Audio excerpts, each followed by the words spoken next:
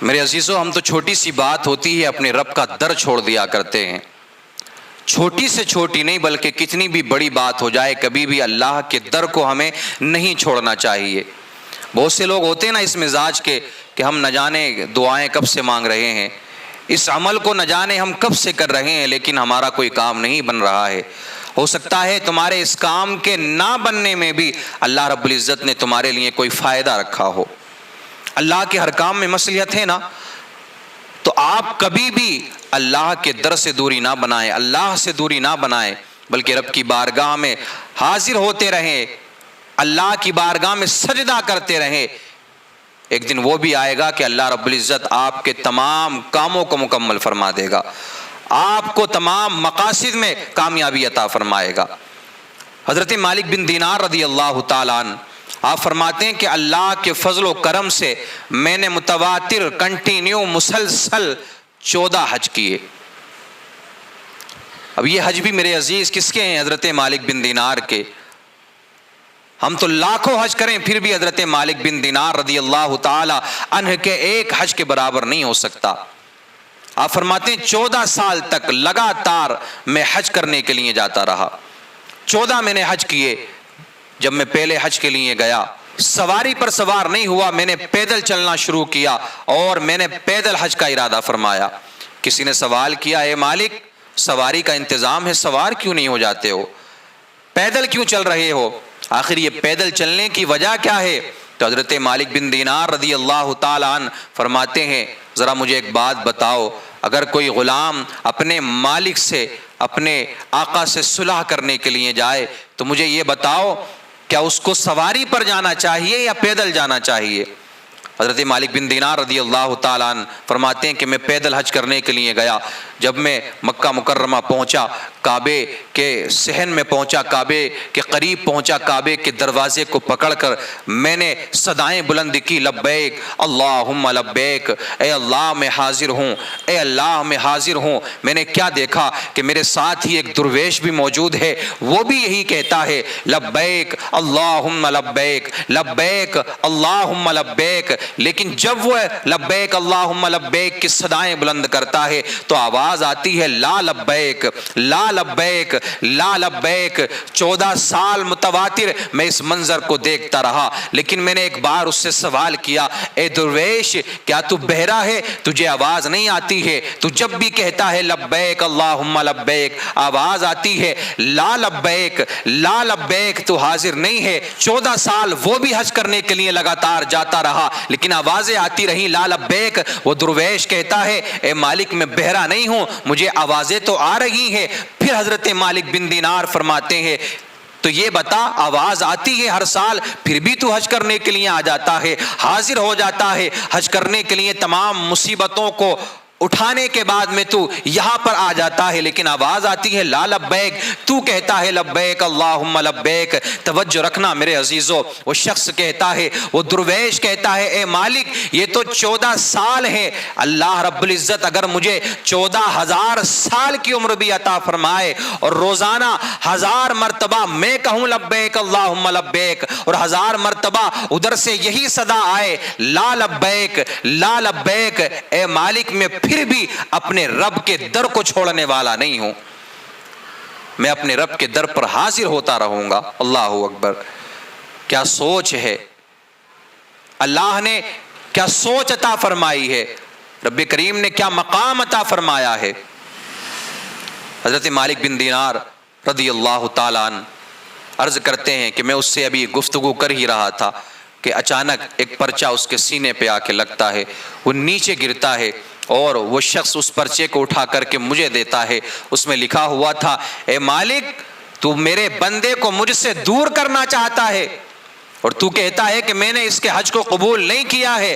اے مالک یہ جب سے حج کرنے کے لیے آ رہا ہے اس کا حج قبول ہونا تو الگ بات ہے، جتنے بھی لوگ اس کے ساتھ میں حج کرنے کے لیے آئے ہیں ان سالوں میں جتنے بھی لوگوں نے حج کیا ہے ان 14 سالوں میں نے ان تمام لوگوں کے حج کو بھی اسی درویش کے صدقے میں قبول فرمایا ہے.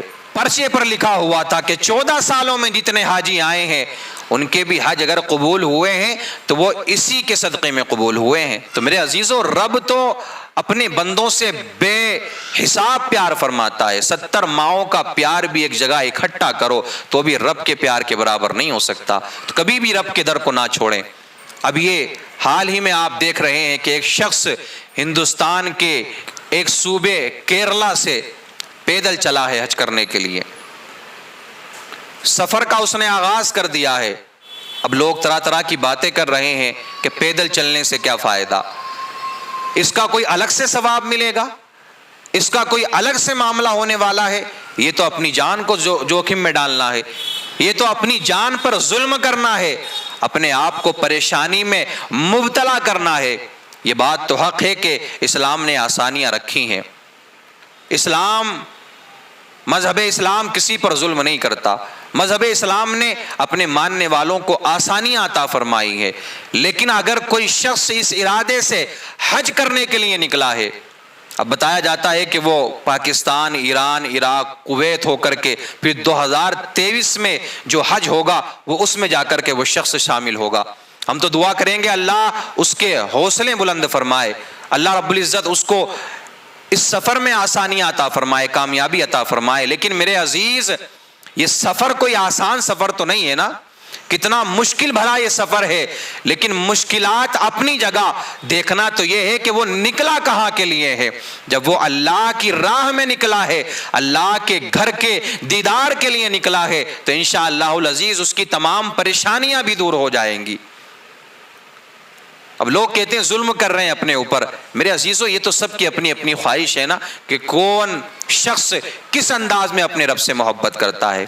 اللہ کا کون سا بندہ کیسے انداز میں اپنے رب سے محبت کرتا ہے, یہ اس کی محبت کی بات ہے کہ وہ شخص پیدل چلا ہے, یہ اس کی محبت کی بات ہے. تو پیدل چلنے کا کیا ثواب ہے اور سواری سے جانے کا کیا ثواب ہے. تو جب کوئی بھی شخص یہ ارادہ فرماتا ہے, حج کا ارادہ فرماتا ہے اور اپنے گھر سے وہ نکلتا ہے, تو اللہ رب العزت ہر قدم کے بدلے میں اسے نیکیاں عطا فرماتا ہے. اب جو سواری سے جانے والے ہیں انہیں اس حساب سے نیکیاں ملیں گی, لیکن جو شخص پیدل جا رہا ہے, کروڑوں قدم وہ رکھے گا, ہر قدم اس کا رب کی راہ میں نکل رہا ہے, ہر قدم اس کا رب کی راہ میں بڑھ رہا ہے. تو یہ ہم اور آپ اندازہ نہیں لگا سکتے کہ اللہ اپنے اس بندے کو کتنی نیکیاں عطا فرمائے گا. دل تو کسی کا نہیں دیکھا جاتا نا, لیکن اگر وہ شخص نکلا ہے تو یقیناً نیک اس کا ارادہ ہوگا, ریاکاری اس شخص کے دل میں نہ ہوگی. اگر وہ ان ساری چیزوں سے دور ہے, ریاکاری اس کے دل میں نہیں ہے, بلکہ نیک ارادے سے نکلا ہے, شہرت پانا اس کا مقصد نہیں ہے, بلکہ اس کا مقصد یہ ہے کہ میں اپنے رب کو راضی کر لوں. رب کعبہ کی قسم, اللہ اسے بے حساب نیکیاں عطا فرمائے گا, اور اس کے صدقے میں نہ جانے کتنے لوگوں کے حج قبول ہوں گے. ایک صحابی رسول روایت کرتے ہیں کہ اللہ کے رسول صلی اللہ تعالی علیہ وسلم کی بارگاہ میں ایک انصاری حاضر ہوا اور اس نے کچھ سوال کرنا چاہا. میرے آقا کریم صلی اللہ تعالی علیہ وسلم نے ارشاد فرمایا کہ تو کیا سوال کرنا چاہتا ہے, یہ میں ہی بتا دوں. اللہ اکبر. یہ ہمارا ایمان ہے, ہمارا عقیدہ ہے نا کہ اللہ کے رسول صلی اللہ تعالی علیہ وسلم کو اللہ رب العزت نے علم غیب بھی عطا فرمایا ہے. نبی تو دلوں کے حال کو جانتے ہیں. میرے عزیزو, اس لیے تو کہا جاتا ہے درود پاک کی کثرت کریں, اللہ کے نبی کو یاد کیا کریں. اللہ کے نبی کو جب ہم یاد کریں گے, دل سے یاد کریں گے, تو رب کعبہ کی قسم یہی ہماری مغفرت و نجات کے لیے کافی ہوگا. اللہ کے رسول نے فرمایا کہ تو میرے پاس اس ارادے سے آیا ہے, یہ سوال لے کر کے آیا ہے, تو یہ پوچھنے کے لیے آیا ہے کہ میں اللہ کے رسول کی بارگاہ میں جاؤں گا اور سوال کروں گا, یا رسول اللہ جب میں گھر سے نکلوں گا بیت الحرام کے لیے, میں ارادہ کروں گا گھر سے نکلوں گا بیت الحرام کو جانے کا میں ارادہ کروں گا, تو اللہ مجھے کیا ثواب عطا فرمائے گا. تو گھر سے اس لیے نکلا تھا, میرے پاس اس لیے آیا تھا تاکہ تو یہ سوال کرے کہ جب میں کعبے کا طواف کروں گا تو مجھے کیا ثواب ملے گا, جب میں شیطان کو کنکری ماروں گا تو مجھے کیا ثواب ملے گا, جب میں صفا مروہ کے درمیان سعی کروں گا تو مجھے کیا ثواب ملے گا, جب میں قربانی کروں گا تو مجھے اللہ رب العزت کیا ثواب عطا فرمائے گا. وہ شخص عرض کرتا ہے, یا رسول اللہ علیک الصلاۃ والتسلیم, میرے ماں باپ آپ پر قربان, میرا مال آپ پر قربان, یا رسول اللہ یقیناً میں یہی سوال لے کر کے آپ کی بارگاہ میں حاضر ہوا تھا۔ میرے آقا کریم صلی اللہ تعالی علیہ وسلم ارشاد فرماتے ہیں کہ جب کوئی اللہ کا بندہ، جب کوئی شخص گھر سے اللہ کے گھر کو دیکھنے کے لیے نکلتا ہے، بیت الحرام کا قصد کر کے گھر سے نکلے گا، بیت الحرام کو جانے کے لیے اپنے گھر سے نکلے گا اونٹنی پر سوار ہو کر، تو اونٹنی کے ہر قدم کے بدلے میں اللہ تجھے نیکیاں عطا فرمائے گا اور تیرے تمام گناہوں کو معاف فرما دے گا۔ تو میرے عزیزو، یہ ایک حدیث میں نے آپ کے سامنے رکھی۔ رکھنے کا مقصد یہ ہے کہ جو لوگ سوال کر رہے ہیں نا، جو لوگ باتیں کر رہے ہیں کہ کیا فائدہ ہے کیا جانے کا، اور یہ کوئی مقصد نہیں ہے پیدل چلنے سے اپنی صحت کو خراب کرنا ہے، اپنی تمام چیزوں کو خراب کرنا ہے، میرے عزیز وہ کسی دنیاوی مقصد کے لیے تو نہیں نکلا ہے نا، اپنے رب کو راضی کرنے کے لیے وہ نکلا ہے۔ تو وہاں تو اللہ کے رسول نے فرمایا اونٹنی کے ہر قدم کے بدلے میں، یہاں یہ شخص سوار نہیں ہے کسی چیز پر بلکہ خود پیدل جا رہا ہے۔ فیصلہ کرنے والے ہم تو نہیں ہوتے نا، نہ آپ کوئی ہوتے ہیں فیصلہ کرنے والے، یہ اللہ کا اور اس کے بندے کے بیچ کا معاملہ ہے۔ نہ جانے اللہ رب العزت اس کو کیا اس کا اجر عطا فرمائے اور رب کریم اس کو اس کا کیا صلہ عطا فرما دے۔ تو کہیں بھی اپنی دخل اندازی نہ کیا کریں، بلکہ جو نیک عمل کر رہے ہیں، نیک کام کر رہے ہیں، ان کی حوصلہ افزائی کریں، ان کو روکنے کی کوشش نہ کریں۔ اور ایک بات یاد رکھنا، جو نیک کاموں سے روکتا ہے وہ شیطان کا دوست ہے، کیونکہ نیکیوں سے روکنے والا کوئی اور نہیں ہے، شیطان ہی ہے۔ آج بھی دیکھا جاتا ہے نا کہ کوئی عالم یا کوئی مولوی یا کوئی مسجد کا امام اپنے مقتدیوں کو نیکی کی طرف لے کر کے جائے تو کچھ جاہل قسم کے لوگ اس طرح کے ہوتے ہیں کہ وہ روکنے کی کوشش کرتے ہیں۔ تو نیکیوں سے روکنا، نیک کام سے روکنا، یہ کسی اللہ کے نیک بندے کا کام نہیں ہے، بلکہ یہ شیطان کے دوست کا کام ہے، یہ شیطان کے پیارے کا کام ہے۔